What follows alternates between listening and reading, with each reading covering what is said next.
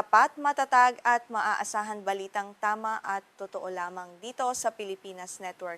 Magandang araw sa ating mga kababayan sa Pilipinas at sa buong mundo. Huwag kalimutang pusuan ang video, sumubaybay at pindutin ang batingaw upang lagi kayong updated sa balita. Simulan na natin. Isang malaking krisis sa enerhiya ang nagbabanta sa daigdig dahil sa matinding pagkagambala sa kipot ng Hormuz. Muling sumirit ang presyo ng krudo at umabot sa pinakamataas nitong antas sa loob ng isang buwan matapos lumala ang tensiyong militar sa rehiyon. Ang kaguluhang ito ay nagpapayanig sa pandaigdigang pamilihan at nagbabantang magdulot ng panibagong bugso ng inflasyon sa maraming bansa, kabilang ang Pilipinas. Susuriin natin kung bakit ang makipot na lagusang ito ay itinuturing na isa sa pinakamahalagang daluyan ng langis sa buong mundo. Ang kipot ng Hormuz, na kilala rin bilang Strait of Hormuz, ang tanging daan ng pandagat na nag-uugnay sa Golpo ng Persia at Golpo ng Oman bago tumuloy sa Dagat Arabia at sa bukas na karagatan. Ito ang pangunahing ruta ng mga dambuhalang barkong tangke na nagdadala ng langis mula sa mga bansang mayaman sa enerhiya patungo sa pandaigdigang pamilihan. Kapag naharangan ng daanang ito, maraming bansa sa rehiyon ang mawawala ng tuwirang lagusan patungo sa karagatan. Sa kabila ng napakalaking papel nito sa pandaigdigang ekonomiya, humigit kumulang 167 kilometro lamang ang haba ng kipot ng Hormuz. Sa pinakamakipot na bahagi nito sa pagitan ng Iran sa hilaga at Oman sa timog, humigit kumulang 33 kilometro lamang ang lapad ng daanan. Dahil sa anyo nitong tila makitid na bibig ng bote, madali itong gambalain, harangan o kontrolin ng isang puwersang militar. Ito ang dahilan kung bakit isa ito sa pinakamapanganib na estratehikong lokasyon sa daigdig. Ayon sa datos ng Energy Information Administration para sa taong 2024, humigit kumulang 20 milyong bariles ng langis at produktong petrolyo ang dumaraan sa kipot araw-araw. Katumbas ito ng halos 1/5 ng kabuuang pagkonsumo ng langis at iba pang likidong petrolyo sa buong mundo. Dahil dito, kahit maliit na pagkagambala lamang sa ruta, ay maaring magdulot ng biglaang pagtaas ng presyo na direktang mararamdaman ng mga mamimili, negosyo at industriya sa iba't ibang bahagi ng daigdig. Bago pa man naging pangunahing pinagkukunan ng yaman ng langis, mahalaga na ang Hormuz bilang sentro ng kalakalan at kapangyarihang pandagat. Noong sinaunang panahon, nagsilbi itong tulay sa pagitan ng gitnang silangan Timog Asya at silangang Aprika. Dumaraan dito ang mga mangangalakal na may dalang tanso, mamahaling bato, seda, porselana, pampalasa at iba pang kalakal. Dahil sa lokasyon nito, maraming kaharian at imperyo ang naghangad na makontrol ang daanang ito. Mula ika-11 hanggang ika-12 siglo, yumaman ang kaharian ng Hormuz sa pamamagitan ng kalakalan at paniningil ng buwis sa mga barkong dumaraan sa rehiyon. Bagamat limitado ang sariling agrikultura at likas na yaman ng kaharian, naging maunlad ito dahil sa estratehikong lokasyon nito. Ang mga mamahaling tela, porselana, perlas, pampalasa at iba pang produkto mula sa Asya ay ipinagpapalit dito bago dalhin sa Persia, Arabia, Africa at Europa. Noong unang bahagi ng ika-6 na 16 na siglo, sinakop ng Portugal ang Hormuz at nagtayo ng kuta upang kontrolin ang kalakalan sa Golpo ng Persia.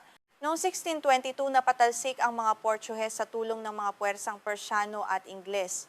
Pagkaraan nito, nagpalawak din ng impluwensiya sa rehiyon ang mga Olandes at Briton. Ipinakikita ng mahabang kasaysayang ito na ang Hormuz ay matagal nang itinuturing na susi sa pagkontrol sa kalakalan sa pagitan ng Asya, Gitnang Silangan at Europa. Bagamat natuklasan na ang malalaking deposito ng langis sa Gitnang Silangan bago pa matapos ang ikalawang digmaang pandaigdig, ang mabilis na paglawak ng produksyon at pagluluwas pagkatapos ng digmaan ang tuluyang nagpabago sa kahalagahan ng kipot ng Hormuz. Mula sa pagiging karaniwang ruta ng kalakalan, naging pinakamahalagang lagusang pandagat ito para sa enerhiya. Ang langis na dumaraan dito ang naging isa sa mga pangunahing puwersang nagpapatakbo sa mga pabrika, sasakyan at ekonomiya ng makabagong daigdig. Hindi lamang langis ang nakasalalay sa kipot ng Hormuz. Dumaraan din dito ang malaking bahagi ng pandaigdigang kalakalan sa pinalamig at nilusaw na likas na gas na tinatawag na LNG. Hanggang 30% rin ng pandaigdigang kalakalan sa pataba ang karaniwang dumaraan sa rutang ito. Sa makatuwid, ang matagal na pagkagambala sa kipot ay hindi lamang maaaring magdulot ng krisis sa enerhiya, kundi maaari ring magpataas sa gastos ng pagsasaka at presyo ng pagkain. Ang malaking suliranin ng daigdig ay ang kawalan ng sapat na alternatibong rutang maaaring ganap na pumalit sa Hormuz. May tubong panghatid ng langis ang Saudi Arabia patungo sa Dagat na Pula, habang may hiwalay na ruta ang United Arab Emirates patungo sa Fuhairah sa Golpo ng Oman. Nagtayo rin ang Iran ng sariling tubong panghatid upang mabawasan ang pagdepende sa kipot. Gayunman, limitado ang kapasidad ng mga rutang ito at hindi nila kayang ilipat ang lahat ng langis na karaniwang dinadala ng mga barkong tangke. Ang paggamit ng mga alternatibong ruta ay nangangailangan ng mas mahabang paglalakbay, karagdagang pasilidad at mas mataas na gastos sa transportasyon. Sa huli, ang dagdag na gastos ay maaring ipasa sa mga mamimili sa pamamagitan ng mas mahal na gasolina, kuryente, pagkain at iba pang pangunahing bilihin. Wala ring ibang paraan ng transportasyon na kayang tumbasan ang dami at mababang gastos ng paghahatid ng langis gamit ang malalaking barkong tangke. Kapag naharangan ng Hormuz, milyon-milyong bariles na langis ang maaring maipit sa loob ng Golpo ng Persia. Upang mabawasan ang panganib ng banggaan sa makipot at abalang daanang ito, nagpatupad ang International Maritime Organization ng sistema ng paghihiwalay ng trapiko noong 1968. May magkahiwalay na linya para sa mga barkong papasok at palabas sa Golpo ng Persia. Ang bawat linya ay humigit kumulang 2 milyang pandagat ang lapad at maigit ng sonang naghihiwalay sa mga ito. Layunin ng sistemang ito na mapanatiling ligtas at maayos ang paglalayag ng mga dambuhalang barko. Dahil sa kityad ng kipot, halos buong rutang ginagamit ng mga barko ay dumaraan sa teritorial na karagatan ng Iran at Oman. Gayunman, ginagamit ang Hormuz para sa pandaigdigang paglalayag, kaya kinikilala ng batas pandagat ang karapatan ng tuloy-tuloy at mabilis na pagdaan ng mga barko.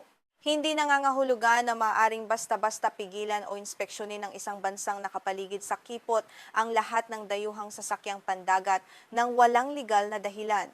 Sa loob ng maraming dekada, ginagamit ng Iran ang banta ng pagsasara sa kipot ng Hormuz bilang sandatang pampulitika at militar laban sa kanluran, lalo na sa Estados Unidos. Sa tuwing nagbabanta ang Tehran na isara ang ruta, mabilis na tumataas ang pangamba sa pandaigdigang pamilihan. Nagmamahal ang langis, tumataas ang singil sa siguro ng mga barko at napipilitan ang mga pamahalaan na muling suriin ang kanilang patakaran upang maiwasan ang mas malawak na digmaan sa gitnang silangan. Kasunod ng panibagong mga pag-atake ng Estados Unidos at Israel laban sa Iran, muling humigpit ang kontrol ng Tehran sa kipot ng Hormuz. Iniulat na isinara o mahigpit na nilimitahan ng Iran ang paglalayag at inatasan ng mga barko na gumamit ng mga rutang aprobado ng kanilang pamahalaan. Ang mga sasakyang pandagat na lumilihis sa itinakdang ruta o hindi sumusunod sa mga utos ay nahaharap sa panganib ng pagharang, pagsakay ng mga armadong tauhan o pag-atake. Dahil dito, maraming kumpanya ng pagpapadala ang nag-aatubiling dumaan sa rehiyon. Ang Asya ang pangunahing makararanas ng pinakamabigat na epekto ng pagkagambala sa Hormuz. Mahigit 4 sa bawat 5 bariles ng langis na dumaraan sa kipot ay nakalaan para sa mga pamilihan sa Asya. Kabilang sa pinakamalalaking tumatanggap ang China, India, Hapon at Timog Korea. Malaking bahagi rin ng langis na ginagamit sa Pilipinas at sa iba pang bansa sa rehiyon ang naaapektuhan ng pandaigdigang presyong nakaugnay sa supply mula sa Golpo ng Persia. Hindi rin ligtas ang Europa sa krisis na ito. Matapos ang mga nakaraang pagkagambala sa supply ng enerhiya dahil sa digmaan sa pagitan ng Russia at Ukraine, ang panibagong suliranin sa Hormuz ay nagdaragdag ng presyon sa kanilang ekonomiya. Ang pagtaas ng presyo ng langis at likas na gas ay maaaring magpamahal sa kuryente, transportasyon at produksyon. Maaari rin itong itulak ang mga bansang Europeo na makipag-agawan sa Asya para sa limitadong supply ng LNG mula sa ibang rehiyon. Bagamat hindi gaanong umaasa ang Estados Unidos sa tuwirang pag-angkat ng langis mula sa Golpo ng Persia dahil sa sarili nitong produksyon, hindi pa rin ito ganap na ligtas. Ang langis ay ipinagbibili sa isang pandaigdigang pamilihan, kaya ang anumang malaking kakulangan sa isang rehiyon ay nakaaapekto sa presyo sa lahat ng bansa. Kahit may sapat na produksyon ng Amerika, maaari pa ring tumaas ang presyo ng gasolina sa kanilang mga gasolinahan dahil sa pandaigdigang pagtaas ng halaga ng krudo. Maging ang mga bansang nagluluwas ng langis sa gitnang silangan ay dumaranas ng malaking pinsala kapag naharangan ang kipot. Nawawalan sila ng kita dahil hindi mailabas ang kanilang produkto habang napipilitang bawasan ng ilang kumpanya ang produksyon dahil napupuno ang kanilang mga imbakan. Ang Iran mismo ay umaasa sa pagluluwas ng langis para sa malaking bahagi ng kita nito mula sa ibang bansa. Kasabay nito, nahihirapan ding makapasok sa rehiyon ang mga barkong nagdadala ng pagkain, gamot at iba pang mahahalagang produkto. Noong Marso 2026, Nagpasya ang mga kasaping bansa ng International Energy Agency na magpalabas ng kabuuang 400 milyong bariles ng langis mula sa kanilang mga reserbang pang-emerhensiya upang maibsan ang epekto ng pagkagambala sa supply.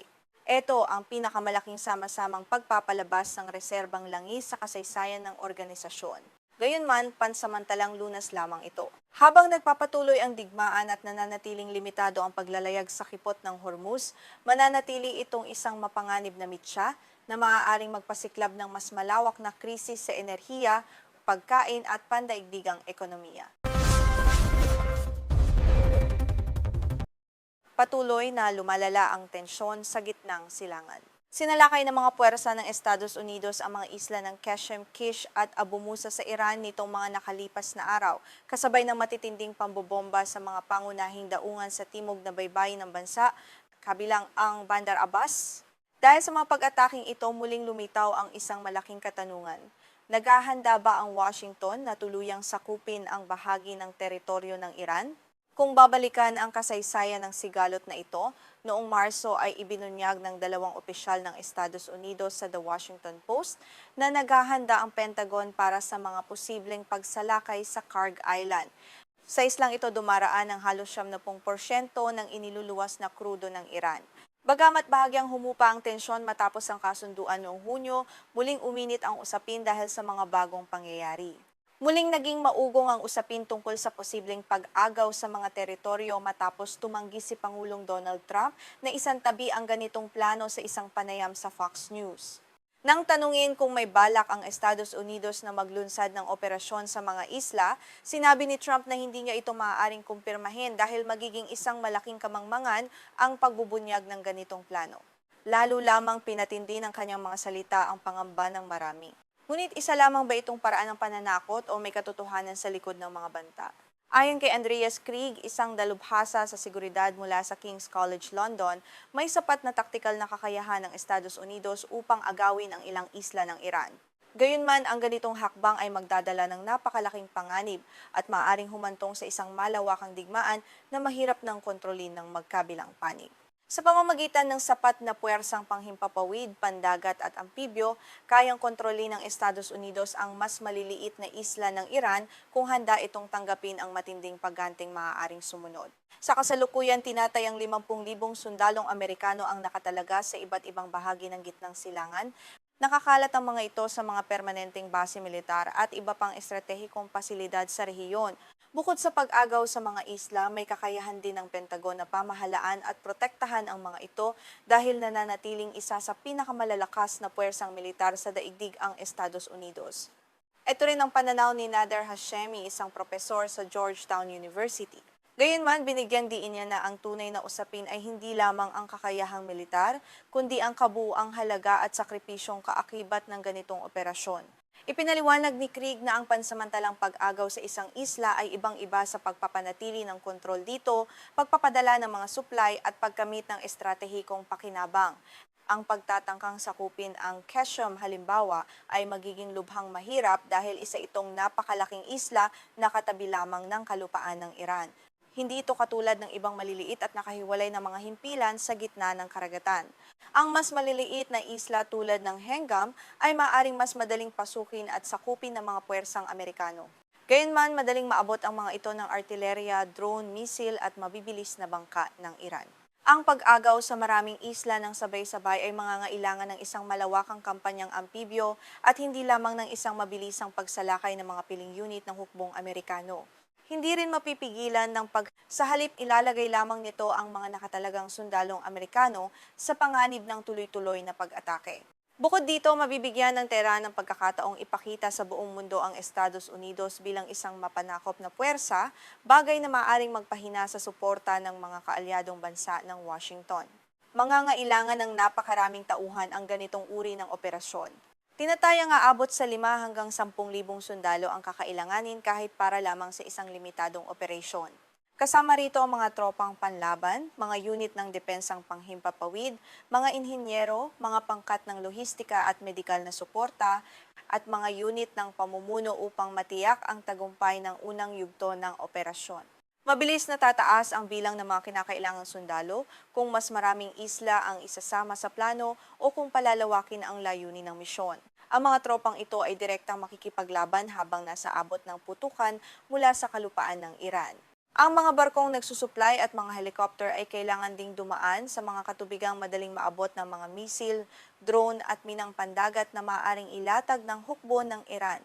Ayon sa mga analista, hindi kailangang bawiin agad ng Iran ang mga isla sa pamamagitan ng isang malaking labanan. Maaari nitong gawing isang magastos at kahiyahiyang pasanin para sa Estados Unidos ang pananatili sa mga islang ito sa pamamagitan ng patuloy na pag-atake. Ang ganitong estratehiya ng unti-unting pagpapahina sa kalaban ay maaaring makasira sa loob at determinasyon ng mga sundalong Amerikano at magpababa sa suporta ng publiko sa Estados Unidos. Bagamat kayang suplayan ng Estados Unidos ang mga puwersa nito, mangangailangan ito ng tuloy-tuloy na proteksyon mula sa hukbong dagat, kontrol sa himpapawid, at kakayahang pigilan ang mga pag-atake ng Iran. Ang pagpapanatili sa mga tropa at kanilang mga supply ang magiging pangunahing misyon. Ang operasyong maaaring magsimula sa layuning protektahan ang malayang paglalayag ay maaaring mabilis na maging isang walang katapusang pananakop sa teritoryo. Nagpahayag si Hashemi ng matinding pag-aalinlangan na susubukan ng Estados Unidos na sakupin ang alinman sa mga isla sa timog ng Iran, lalo na ang Kharg Island. Ang bilang ng mga sundalong Amerikanong maaaring masawi at ang matinding reaksyong pampulitika sa loob ng Estados Unidos, lalo na mula sa mga taga-suporta ni Trump, ay magiging napakalaki. Ang panganib na ito ay maaaring maihambing sa trahedyang idinulot ng digmaan sa Iraq. Sa teorya, maaaring magpadala ang Estados Unidos ng daan-daang libong sundalo tulad ng ginawa nito noong digmaang Vietnam upang sakupin ang mismong kalupaan ng Iran. Ngunit halos imposible itong mangyari sa kasalukuyang kalagayang pampolitika. Bukod sa magdudulot ito ng matinding kaguluhan sa buong gitnang silangan, sisirain din nito ang relasyon ng Washington sa mga bansang Arabo na mahahalagang katuwang nito sa ekonomiya at seguridad. Upang matagumpay na maagaw ang anumang isla, kailangan munang pahinain o wasakin ng Estados Unidos ang mga depensa ng Iran. Ngunit hindi sapat ang mga pag-ataking panghimpapawid upang tuluyang patahimikin ang mga ito. Marami sa mga radar, sistema ng misil sa baybayin at mga himpilan ng drone ng Iran ang madaling ilipat at nakatago sa iba't ibang bahagi ng bansa. Dahil dito, mahirap silang matukoy at tuluyang mawasak kahit sa pamamagitan ng mga makabagong sandata ng Estados Unidos. Ito ang pangunahing kahinaan ng anumang planong pagsakop. Hindi kailangan ng Iran na kontrolin ang mga isla upang bantaan ang mga barkong dumaraan sa rehiyon dahil maari itong maglunsad ng mga misil at drone mula sa kalupaan. Ang ganap na pagpigil sa kakayahan ng Iran na gambalain ang paglalayag sa kipot ng Hormuz ay mangangahulugang kailangang salakayin at kontrolin ng Estados Unidos ang malawak na bahagi ng baybayin ng Iran. Ito ay halos tiyak na magpapasimula ng isang malaking digmaan. Ayon sa mga eksperto, hindi malamang na mangyari ang ganitong senaryo. Mangangailangan ito ng mas matindi at mas matagal na kampanya ng pambobomba kaysa sa mga operasyong isinagawa hanggang sa kasalukuyan. Dahil dito, marami ang naniniwalang ang mga pahayag ng Washington ay maaaring bahagi lamang ng isang psikolohikal na digmaan upang takutin ang pamahalaan sa Tehran at pilitin itong tanggapin ang mga kondisyon ng Estados Unidos sa usaping pampolitika at pang-ekonomiya. Ang anumang pagtatangkang sakupin ng mga isla ay ituturing ng Iran bilang isang malubhang pagpapalala ng sigalot. Maaari itong humantong sa malawakang paglalagay ng mga mina sa dagat at mga pag-atake laban sa mga barkong pangkalakal, mga base militar ng Estados Unidos at mga infrastruktura ng langis sa Golpo ng Persia. Malamang naiiwasan ng mga barkong pangkalakal ang rutang ito dahil sa pagtaas ng panganib at singil sa siguro na maaaring magpabagal sa pandaigdigang kalakalan ng langis.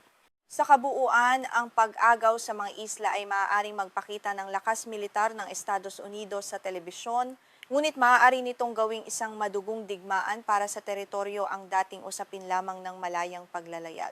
Hihilahin nito ang Washington sa isang malawakang labanan sa lupa na pilit nitong iniiwasan sa loob ng maraming dekada.